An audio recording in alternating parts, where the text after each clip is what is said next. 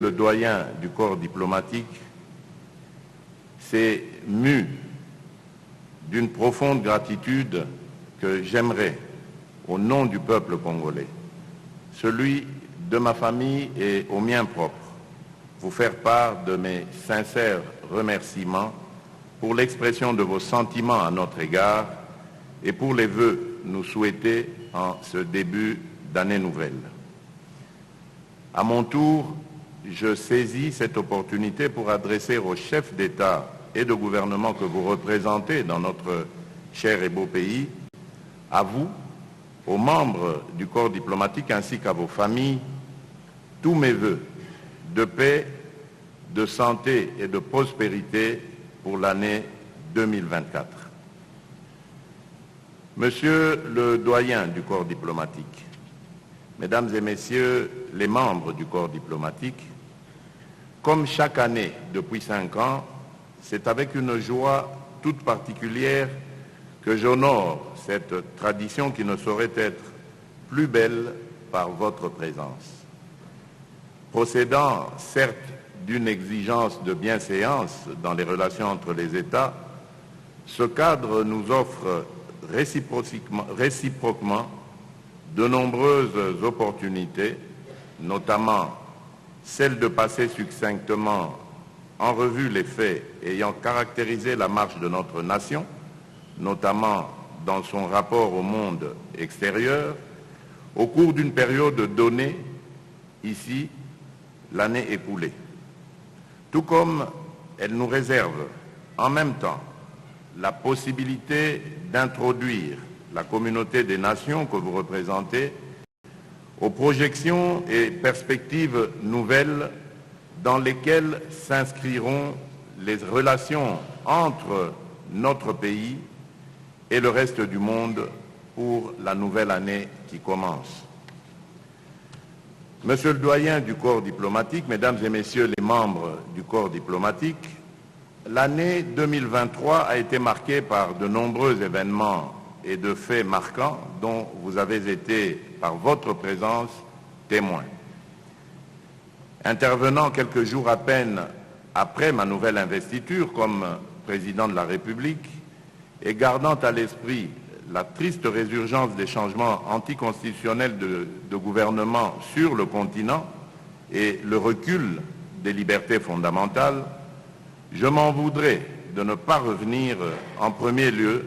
sur les élections générales qui se sont tenues ici, en République démocratique du Congo, le mois dernier. Ces scrutins,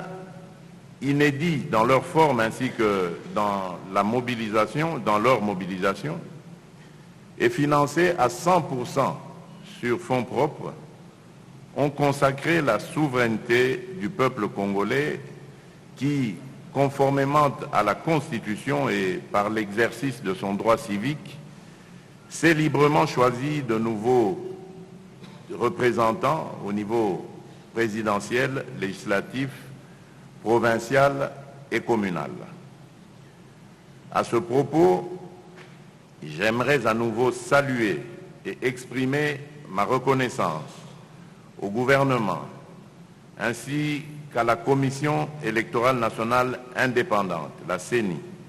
qui ont surmonté avec succès ce défi. Cette reconnaissance va également et avant tout au peuple congolais, que je remercie pour ratifier du privilège de m'offrir un second mandat à la tête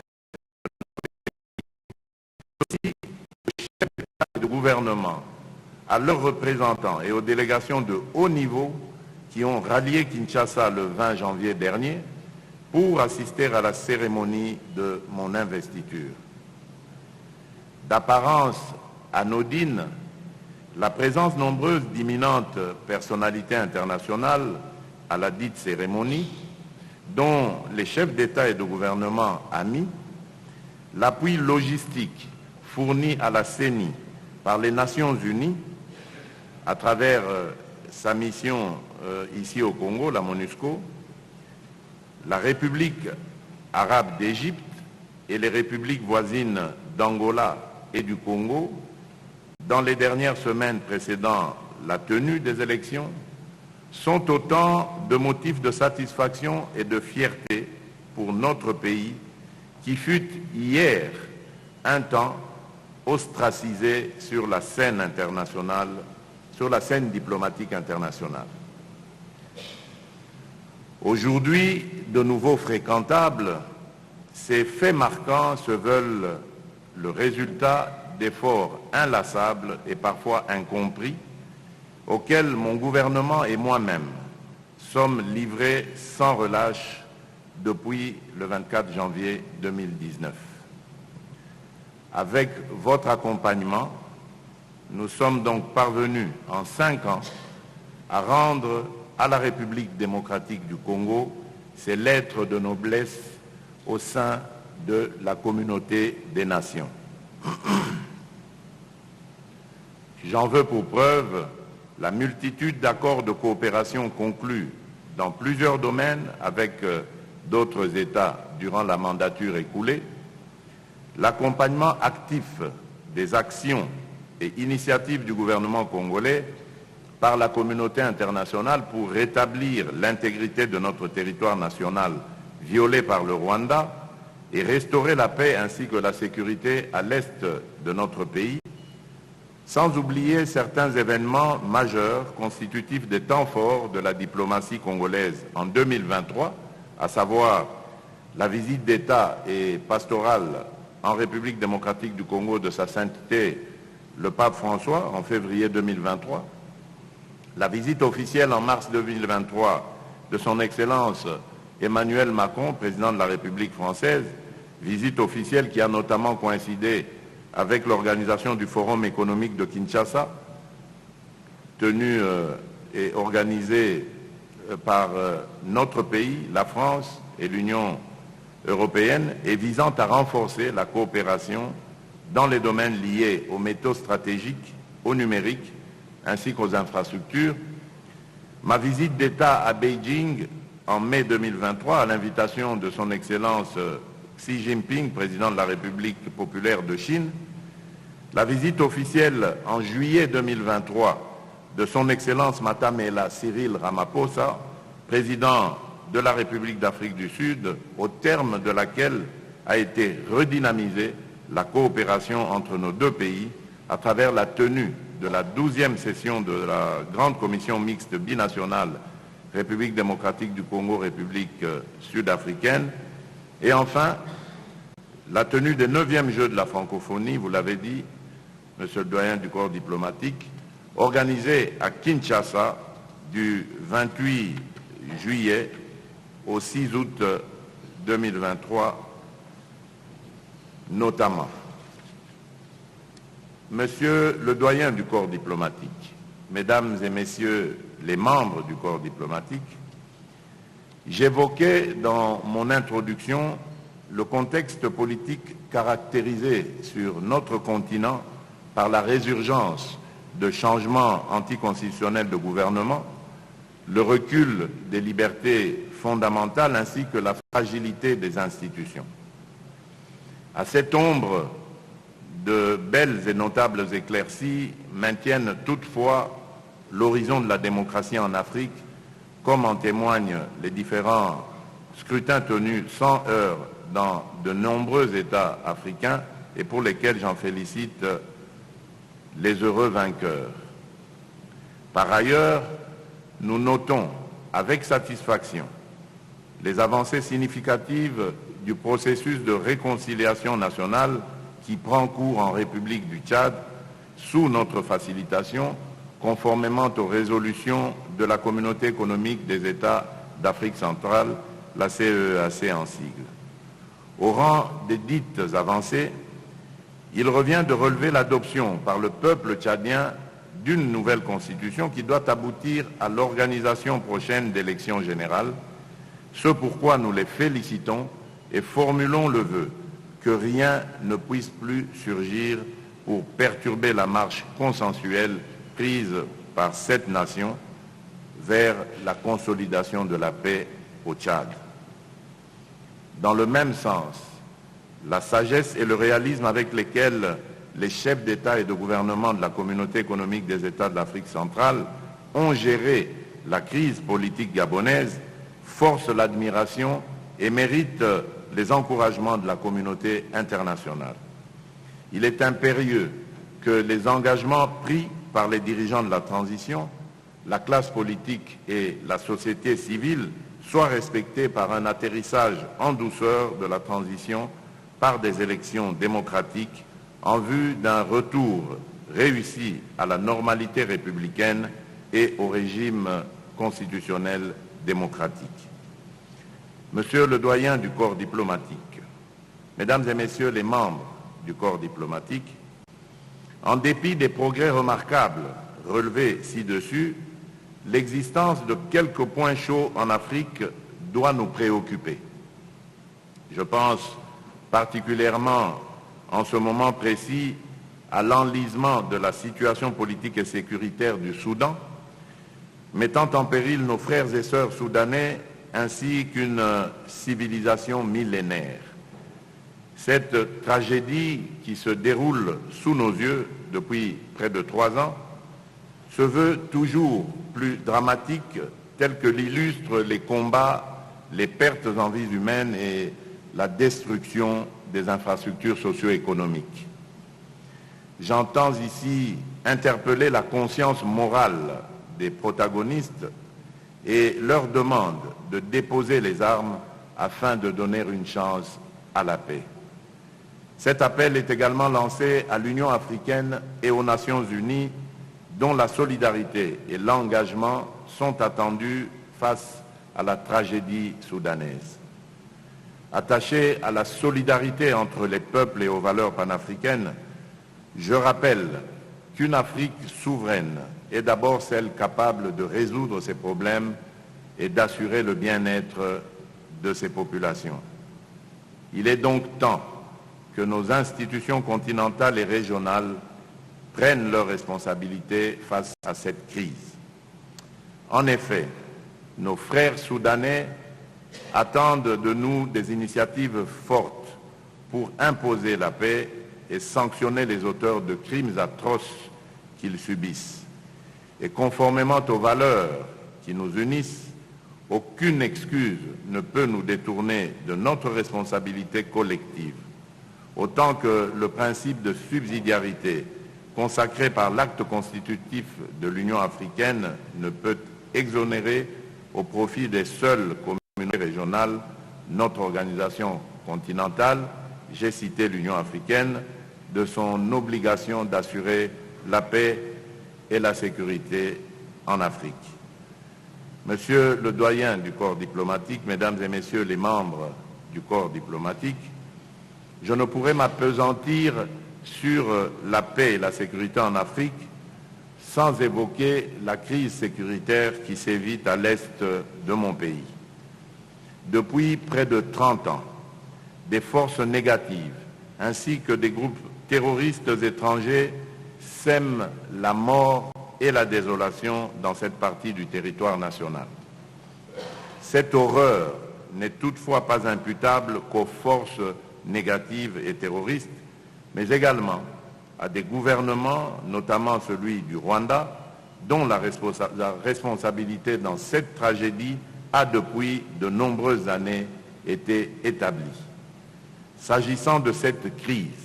et particulièrement de l'occupation d'une partie de la province du Nord Kivu par la coalition composée des forces de défense rwandaises, les RDF en sigle, et du groupe terroriste du M23, la position de mon gouvernement se résume en 4 points, à savoir: premièrement, mon gouvernement réitère le caractère non négociable de la souveraineté et de l'intégrité territoriale de la République démocratique du Congo, de même que le bien-être de ses populations. Deuxièmement, le gouvernement rappelle son droit et son devoir de prendre toutes les dispositions requises pour défendre l'intégrité territoriale et la souveraineté de notre pays et sécuriser nos populations ainsi que leurs biens. Nul n'a le droit de l'en empêcher. C'est pourquoi, en ma qualité de commandant suprême de nos forces armées, je rassure une fois de plus qu'aucun effort ne sera ménagé pour obtenir le retrait des troupes rwandaises de notre territoire,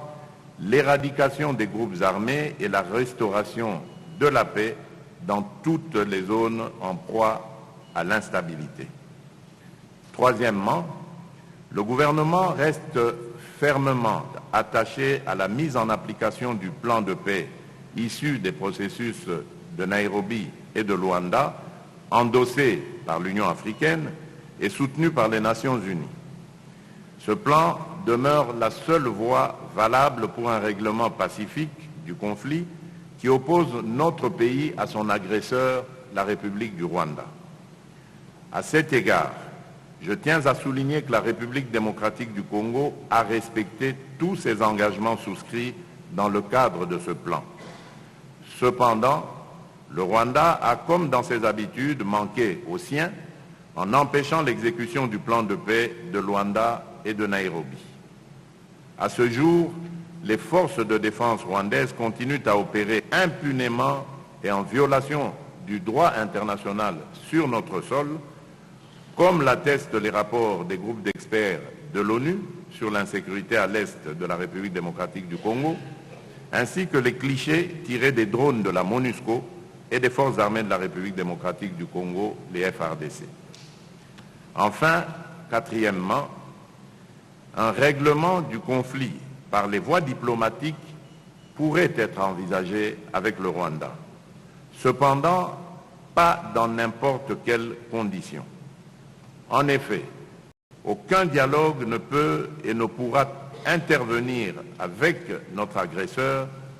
tant qu'il occupera, quelle qu'en soit l'étendue, une portion de notre territoire. Et tant que cette situation perdurera, les forces armées de la République démocratique du Congo demeureront, quoi qu'il en coûte, commises à leur poursuite, et ce, jusque dans leur dernier retranchement. En d'autres termes, nous n'accepterons aucun compromis, quel qu'il soit, qui n'aurait d'autres objectifs que la sauvegarde de la souveraineté, de l'intégrité territoriale et de la stabilité de la République démocratique du Congo. Aucun compromis qui aura pour effet de porter atteinte aux droits inaliénables du peuple congolais à la vie et à la pleine jouissance de ses richesses. C'est pourquoi il est impératif aujourd'hui, par-delà le soutien considérable et la ferme condamnation de cette agression étayée par les rapports du groupe des experts des Nations Unies, que la communauté des nations passe à l'action. Je lance ainsi un appel pressant aux instances onusiennes, à l'Union africaine et aux organisations régionales pour que soient initiées des sanctions ciblées à l'encontre des responsables rwandais et ceux du mouvement terroriste du M23 qui s'adonnent à la violation de notre souveraineté. En l'absence de telles sanctions, conformément au droit international, le Rwanda et ses alliés persisteront dans leur défiance face à la stabilité internationale sans craindre des répercussions. Avant de refermer ce chapitre consacré à l'évolution de la situation sécuritaire à l'est de notre pays, je ne pourrais manquer d'exprimer ma satisfaction ainsi que celle de mon gouvernement en rapport avec le plan de désengagement complet, progressif, ordonné et responsable présenté par la MONUSCO au Conseil de sécurité des Nations Unies et adopté à l'unanimité le 20 décembre dernier en vue du retrait définitif du contingent onusien déployé sur notre territoire. Je saisis cette occasion pour saluer, tout en les félicitant, le sens de responsabilité, l'esprit constructif et le réalisme des membres du comité conjoint gouvernement congolais MONUSCO, rédacteur de ce plan. Je voudrais aussi saisir cette opportunité pour saluer le déploiement dans la province du Nord Kivu de la force régionale de la communauté de développement de l'Afrique australe, la SAMI-DRC en sigle, venue en appui au FARDC dans les opérations menées contre la coalition RDF M23. Monsieur le doyen du corps diplomatique, Mesdames et Messieurs les membres du corps diplomatique, en ce début d'année et au moment où le peuple congolais vient de me renouveler sa confiance, je tiens à rassurer tous nos partenaires, publics et privés, nationaux comme internationaux, de notre volonté à maintenir le niveau d'engagement jusqu'ici enregistré avec la communauté internationale. En effet, la République démocratique du Congo demeurera un espace de coopération ouvert à tout partenariat gagnant-gagnant dans le strict respect des lois nationales et conforme à son nouveau projet de société. Un projet de société conçu à travers 6 engagements, à savoir, premièrement, l'engagement à stimuler la création d'emplois en encourageant l'entrepreneuriat, particulièrement chez les jeunes et chez les femmes. Deuxièmement, l'engagement à protéger le pouvoir d'achat des ménages en stabilisant l'inflation et en contrôlant le taux de change. Troisièmement, l'engagement à offrir plus de sécurité à nos concitoyens et d'assurer avec plus d'efficacité la sécurité et l'intégrité de notre territoire national. Quatrièmement, l'engagement à diversifier et accroître la compétitivité de notre économie en mettant l'accent sur la transformation locale de nos produits agricoles et miniers et en exploitant ainsi pleinement nos ressources nationales. Cinquièmement, l'engagement à améliorer l'accès aux services de base à travers notamment l'extension de programmes phares tels que ceux de la couverture santé universelle, de la gratuité de l'enseignement, ainsi que du plan de développement local des 145 territoires. Et enfin, sixièmement, l'engagement à renforcer l'efficacité de nos services publics afin de les rendre plus accessibles, réactifs et adaptés aux besoins des citoyens. C'est donc à la lueur de ces engagements que se développera l'action gouvernementale au cours de cette nouvelle mandature. Cette mandature sera également celle de la réaffirmation par le prochain gouvernement de notre engagement à lutter contre le réchauffement climatique en accordant une attention particulière à la transition énergétique et à la matérialisation du projet de fabrication des batteries électriques poursuivi en partenariat avec la République de Zambie et soutenu par les États-Unis d'Amérique. Monsieur le vice-ministre des Affaires étrangères et francophonie, Monsieur le doyen du corps diplomatique, Mesdames et Messieurs les ambassadeurs et chefs de mission diplomatique et de postes consulaires accrédités en République démocratique du Congo, Mesdames les représentantes et Messieurs les représentants des organisations internationales accréditées en République démocratique du Congo, Mesdames et Messieurs, distingués invités, avant de clore mon allocution et faisant suite à l'expression de notre engagement à servir la communauté des nations, j'aimerais rappeler les 2 candidatures exprimées par la République démocratique du Congo, respectivement en qualité de membre non permanent du Conseil de sécurité des Nations Unies, candidature proposée par l'Union africaine pour la période 2026-2027 et celle de membre du Conseil des droits de l'homme des Nations Unies pour la période 2025-2026. Les élections à ce poste auront lieu en 2025 pour le Conseil de sécurité et au cours de cette année pour le Conseil des droits de l'homme. Tout en espérant le soutien de vos capitales respectives, je remercie à l'avance les pays membres pour l'attention qu'ils voudront bien porter à notre participation au système des Nations Unies. Enfin, je tiens à exprimer ma gratitude envers la communauté internationale pour son soutien indéfectible et souhaite, à l'occasion de ce nouveau quinquennat, renforcer avec elle la coopération bilatérale et multilatérale dans tous les secteurs de la vie nationale. Que vive l'amitié entre les nations, que vive la coopération internationale. Bonne année 2024 à tous. Que Dieu bénisse la République démocratique du Congo et son peuple. Je vous remercie.